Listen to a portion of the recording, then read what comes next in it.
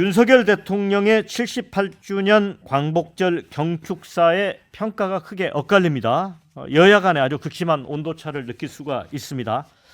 자, 윤 대통령은 독립운동을 자유민주주의 국가를 만들기 위한 과정이라고 강조하면서 반국가, 공산주의 세력을 강하게 비판했죠.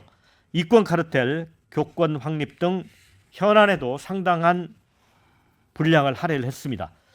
또 반면에 한일 과거사에 대한 언급은 없었고 일본을 향해서 공동 이익을 추구하는 우리의 파트너다 이렇게 표현했습니다.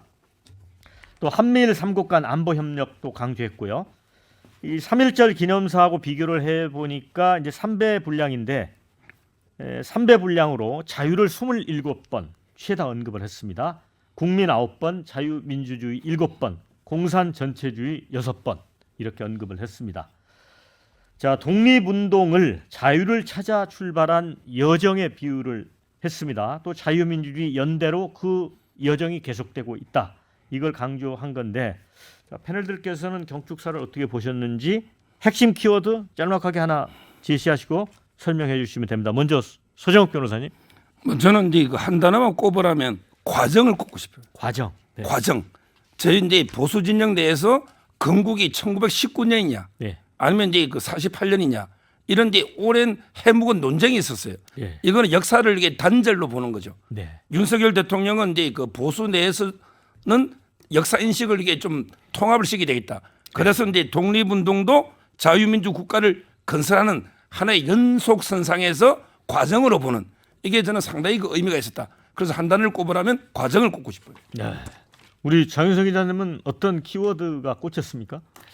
저는 다른 거 다 떠나서 이게 광복절 경축식 기념사로 적합한 연설이었나에 대한 의문이 좀 들고요. 공산 전체주의를 굉장히 강조를 많이 했습니다. 8번. 그러니까 기자들 분석에 따르면 최소한 공산 전체주의가 6번이 들어간 이런 연설문인데 지금 그렇게 많나 우리 사회에.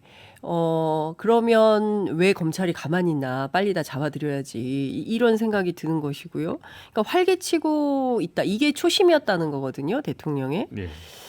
그런데 저는 좀 시대인식에 맞지 않는다. 시대정신에 맞지 않고 그리고 무엇보다 민주주의, 인권 굉장히 강조하면서 사실은 더 중요한 평등의 가치가 좀 빠져 있어요. 이번 연설에. 그러니까 이건 왜 빠졌냐 이런 의문이 좀 들기도 하고요.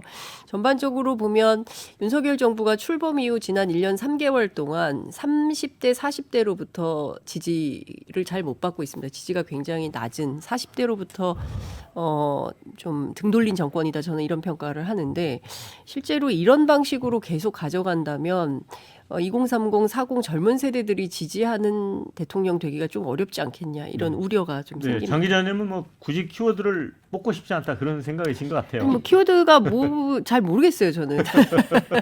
우리 이민찬 부대변인. 키워드 하면 뭐 자유죠. 뭐 네, 대통령의 여러 발언을 관통하는 키워드는 자유고 이번 광복절 경축사에서도 그 부분이 강조가 됐다. 저는 이렇게 생각을 하고요.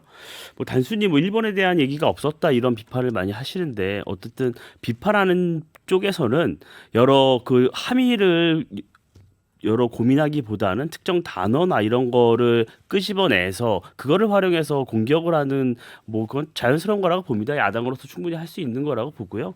그래서 저는 개인적으로 이번 경축사에서는 어떤 개념의 확장, 자유라는 개념의 확장, 그리고 광복, 그리고 일제 침략, 이 과정, 일본의 침략주의, 전체주의, 군국주의 안에서 이루어졌던 그 침략, 그 자체가 대한민국 국민들의 자유를 침해하는 과거의 행위였고, 그거에서 대한민국은 광복이라는 뜻깊은 일을 해냈고, 국민의 힘이 모아져서 해냈고, 그런데 그 이후에 이 자유, 과연 북한은 어땠나? 여기까지, 그러니까 단절이 아니라 말씀하신 대로 쭉 연속 석상에서 자유를 찾아가는 긴 여정에 대해서 대통령이 설명을 하셨다. 저는 이렇게 봅니다. 우리 조 변호사님은? 저는 뭐 전체주의 그림자를 봤다. 왜냐하면 그 이전에 잼버리 사건에서도 이렇게 잼버리 사태를 수습하는 과정에서도 보여준 그 전체주의적 관점, 그다음 전체주의적 권력 행사, 권력 남용 이런 부분도 있었지만 이번에도 본인 스스로가 공산 전체주의라면서 전체주의를 배격하는 듯하게 주장을 했는데 실제로 하시는 일은 다 전체주의적 발상이에요. 그리고 그 지금 좀 TPO에 맞지 않다? 예를 들면 그 6.25 때라면 이른바 극좌 파시즘, 이제 북한 정권이죠. 극좌 파시즘에 대항해서 이제 어떻게 보면 그 자유와 민주를 수호하기 위한 그 전쟁이었잖아요. 그렇게 이제 이른바 내전이라고 할 수 있는데, 그럼 8.15는 뭐냐?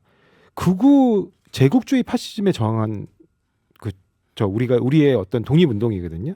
근데 극우 제국주의의 파시즘에 저항한 저 독립운동을 갑자기 공산 전체주의와 대항한다라고 해서 이분은 도대체 그 뭐 이렇게 기념사를 할 때는 그 특정 날짜에 맞는 그 의미에 맞는 어떤 이렇게 워딩을 찾고 거기에서 역사적 의미를 부여한 다음에 앞으로 우리가 어떤 방향으로 나아갈 것인지 미래 비전을 보여줘야 되는데, 이분이 지금 보여주는 거는 과거의 어떤 그 관점에서도 전혀 맞지 않고 오히려 그 우파시즘 이른바 제국주의에서로부터 우리가 독립하는 그 과정을 설명하게 되는 그때 갑자기 극좌 파시즘의 저항을 하신다든가, 그리고 그 이후에 국민 모두가 일치 단결해서 광복을 이뤄냈다라는 그런 부분에 초점을 맞춰서 사회 통합을 설명하셔야 되는데, 오히려 우리 내에 아직도 여전히 이렇게 공산 전체주의 세력들이 여러 형태로 위장하고 있으니까 이 사람들 때려잡아야 된다. 그러면서 분열을 강조하고 있단 말이죠. 네. 이렇게 국민들을 분열시켜가지고